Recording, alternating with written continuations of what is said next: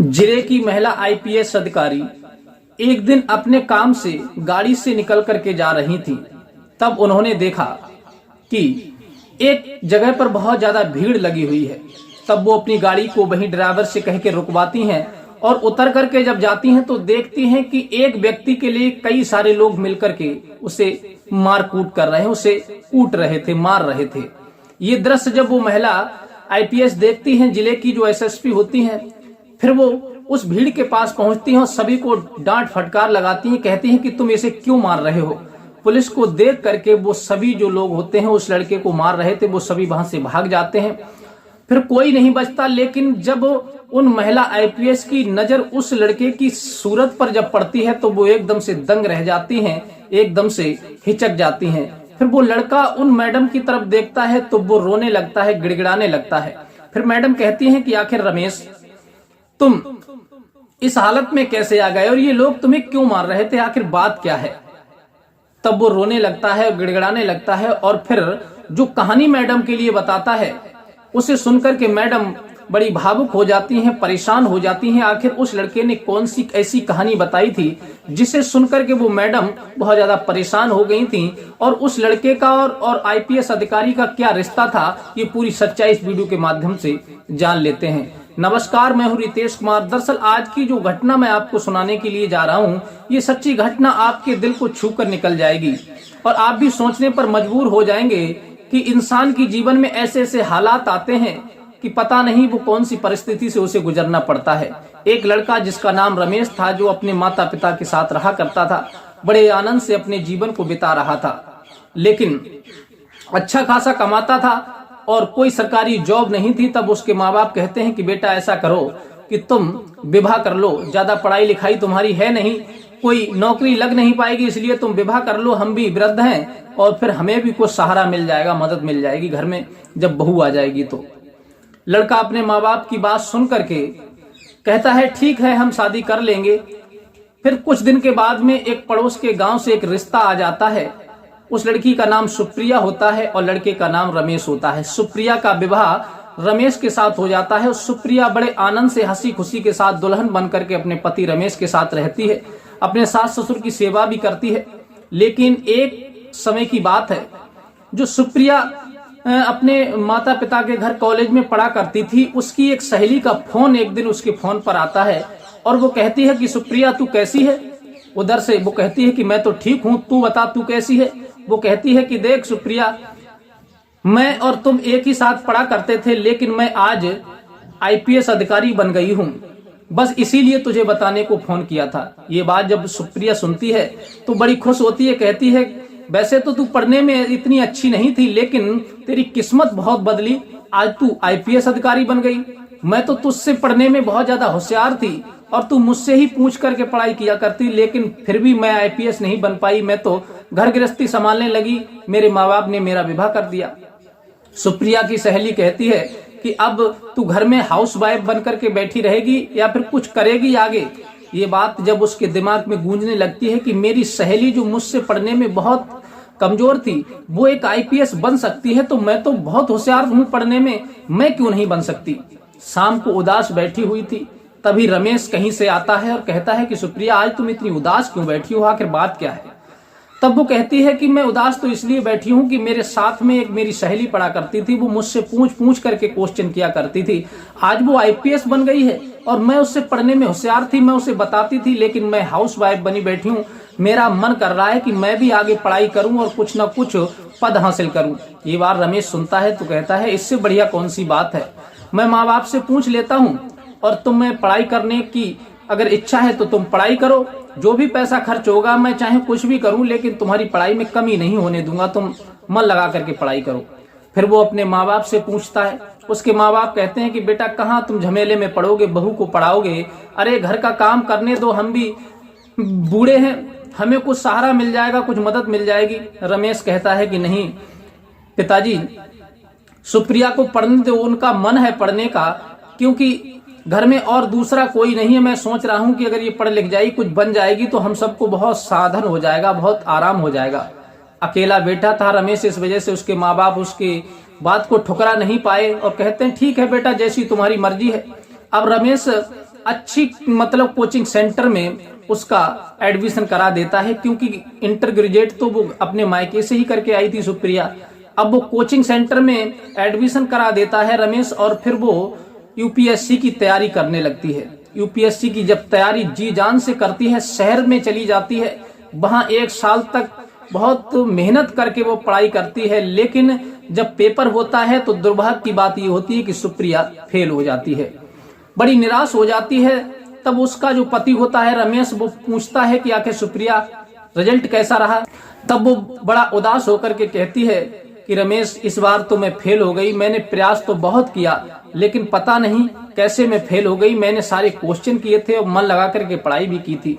रमेश कहता है कोई बात नहीं, उदास होने की कोई जरूरत नहीं है, ये पढ़ाई बहुत हार्ड होती है और सभी के बस की बात नहीं है, तुम दोबारा से तैयारी करो। सुप्रिया बड़ी खुश हो जाती है जब दोबारा से रमेश कहता है तो उसका मन प्रसन्न हो जाता है, चेहरा खिल जाता है और कहती है कि रमेश, अब की मैं हर हाल में यूपीएससी की परीक्षा पास कर लूंगी, तुम निश्चिंत रहो, बिल्कुल टेंशन करने की जरूरत नहीं है। रमेश कहता है ठीक है, मैं तो तुम्हारी भरपाई कर रहा हूं, तुम मन लगा करके पढ़ाई करो। लेकिन फिर शहर में जाकर के 1 साल सुप्रिया फिर मन लगा करके पढ़ाई करती है, लेकिन दुर्भाग्य की बात उसकी किस्मत साथ नहीं देती और फिर वो 2 नंबर से फेल हो जाती है।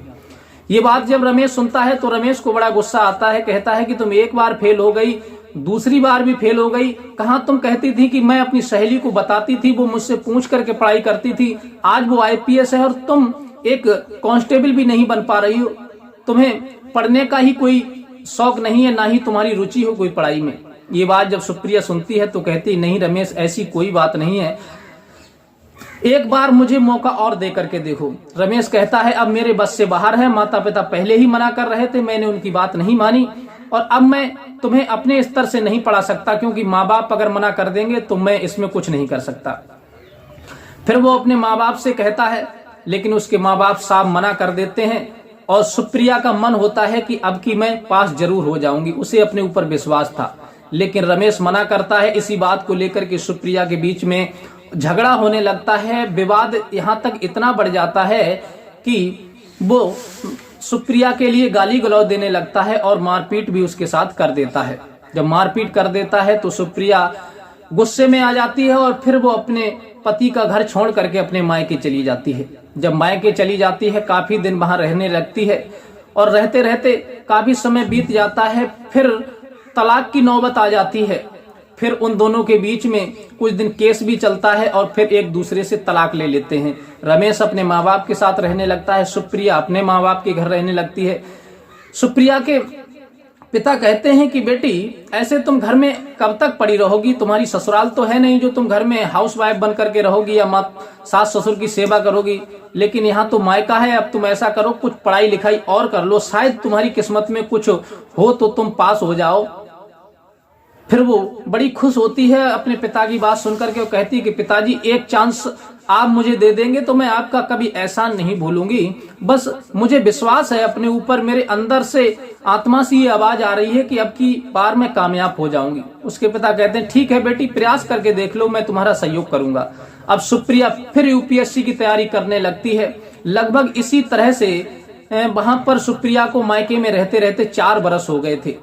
इधर तो भी यूपीएससी की तैयारी करती है और इधर रमेश के माता पिता कहते हैं कि बेटा जब सुप्रिया से तलाक हो गया है बहू से, तो तुम अकेले कब तक बैठे रहोगे, दूसरा विवाह कर लो। इधर रमेश दूसरा विवाह कर लेता है और जब विवाह करके अपनी पत्नी को घर में लाता है, लेकिन वो ऐसी कर्कशा नारी थी, ना तो उसके रमेश के माँ बाप की कदर करती थी, ना रमेश का कोई ध्यान रखती थी।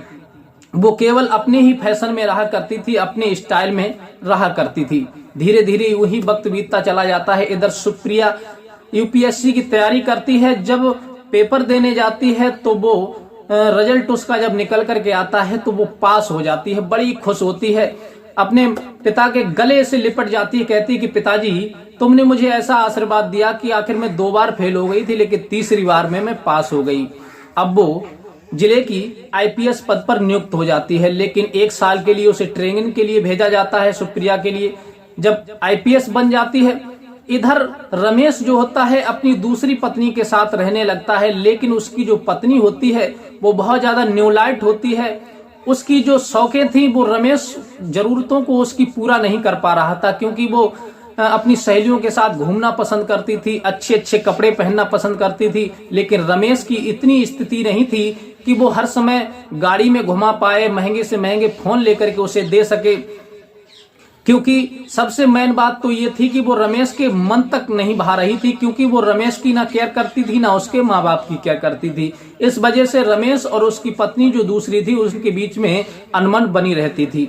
एक दिन वो रमेश को कहती है कि तुम मेरी जरूरतें अगर पूरा नहीं कर पा रहे हो तो फिर तुमने मुझसे विवाह क्यों किया था? इसीलिए विवाह किया था, मुझे परेशान करने के लिए, जलील करने के लिए। जब तुम्हारी औकात नहीं थी तो तुम्हें विवाह नहीं करना चाहिए था। ये बात जब रमेश सुनता है तो वो बहुत ज्यादा गुस्से में आ जाता है और उससे मारने तोड़ने लगता है। लेकिन उसके माँ बाप रमेश के आकर के उसे समझा देते हैं और ये बात वहीं पर शांत हो जाती है। लेकिन ये बात जब उसकी जो पत्नी होती है वो भूलती नहीं है और वो सोचती है कि तुमने मुझ पर हाथ उठाया है तो मैं इसका बदला जरूर लेकर के रहूंगी। लेकिन वो इतनी कर्कश औरत थी कि वो हर समय अपने यार दोस्तों से फोन पर चिपकी रहती थी, पति को पति मानती नहीं थी। केवल वो तो अयासी टॉप की महिला थी, हर समय अपने जो बॉयफ्रेंड थे उसके शादी से पहले के उन सब से बात किया करती रहती थी, फोन पर हर समय लगी रहती थी, ना काम की फिक्र, ना रोटी की फिक्र, ना किसी की चिंता।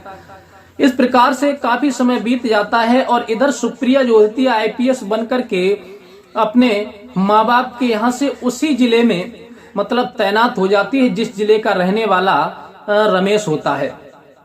उस जिले में जब उसकी पोस्टिंग होती है, पहली ही ड्यूटी उसने उसी जिले में आकर के की थी, पहली पोस्टिंग उसी जिले में उसकी हुई थी। इस प्रकार से समय बीत ही रहा था। एक दिन जो रमेश की दूसरी पत्नी होती है वो रमेश से बदला लेने के लिए उससे कहती है कि चलो मेला घूमने के लिए चलते हैं।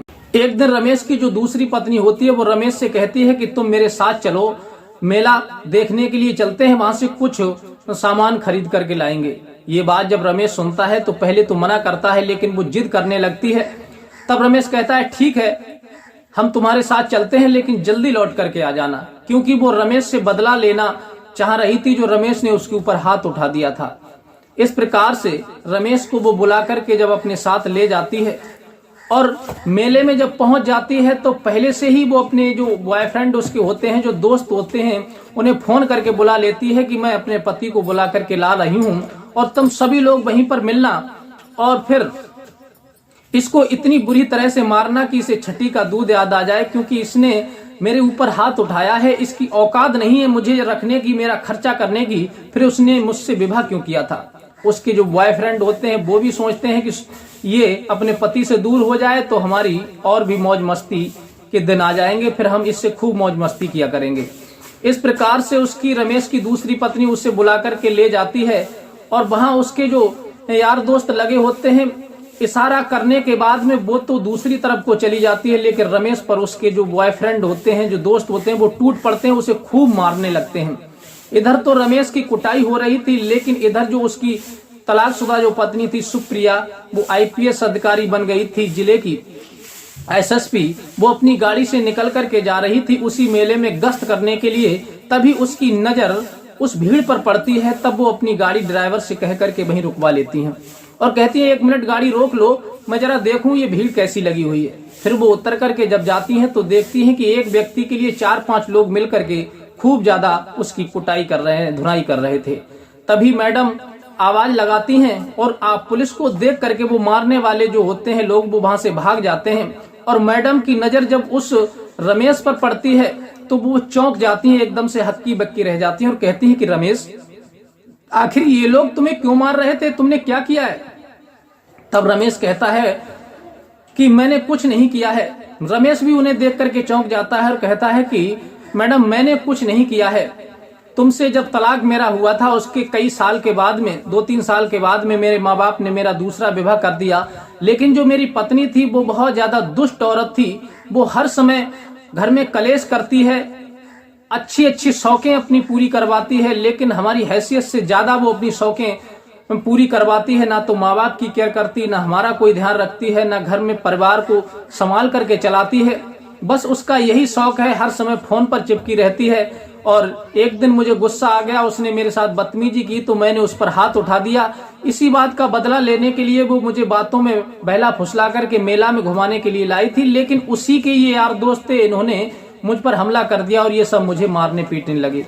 ये बात जब वो मैडम सुनती हैं तो कहती हैं कि इसका मतलब ये है कि ये पत्नी होकर के तुमसे बदला ले रही है। तब मैडम कहती हैं कि तुम चिंता मत करो, इनसे तो मैं निपट लूंगी, आखिर तुम अपने घर जाओ। फिर वो रमेश जो होता है मैडम के हाथ जोड़ने लगता है, कहने लगता है कि मैं आज के बाद इस के लिए रखूंगा नहीं, चाहे कुछ भी हो जाए।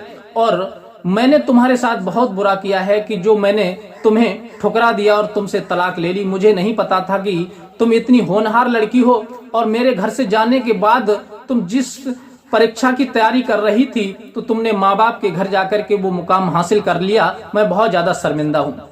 वो कहते हैं ठीक है, अभी तुम ज्यादा शर्मिंदा मत हो, पहले तो मैं इनके लिए गिरफ्तार करती हूँ। मैडम तुरंत थाने के लिए फोन करती हैं, पुलिस उन सभी के लिए अरेस्ट करके लाती है। उसकी पत्नी को पकड़ा जाता है, उससे जब पूछताछ की जाती है तो वो सारी हकीकत बता देती है कि मैंने इनसे बदला लेने के लिए ही इन्हें मेले में ले जा करके कुटवाया था।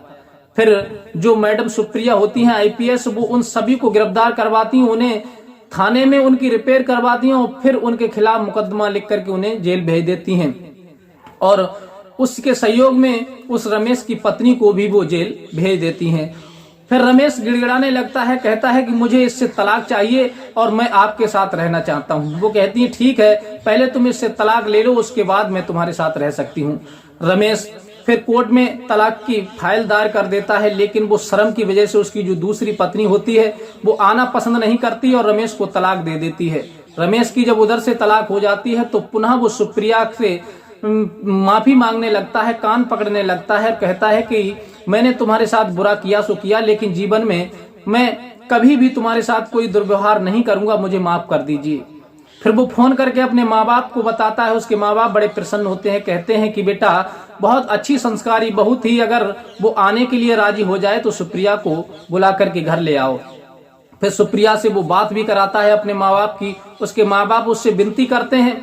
जब वो सास ससुर की विनती को देख सुप्रिया राजी हो जाती है और कहती है ठीक है, मैं तुम्हारे साथ रहने के लिए तैयार हूँ। फिर वो मंदिर में जाते हैं, मंदिर में भगवान को साक्षी मान करके दोनों एक दूसरे के साथ रहना शुरू कर देते हैं। बड़े आनंद के साथ में सुप्रिया अपने पति और सास ससुर के साथ जिंदगी बिताने लगती है। तो साथियों ये थी कहानी। ये कहानी सुना करके हमारा उद्देश्य किसी की भावनाओं को ठेस पहुंचाना नहीं है।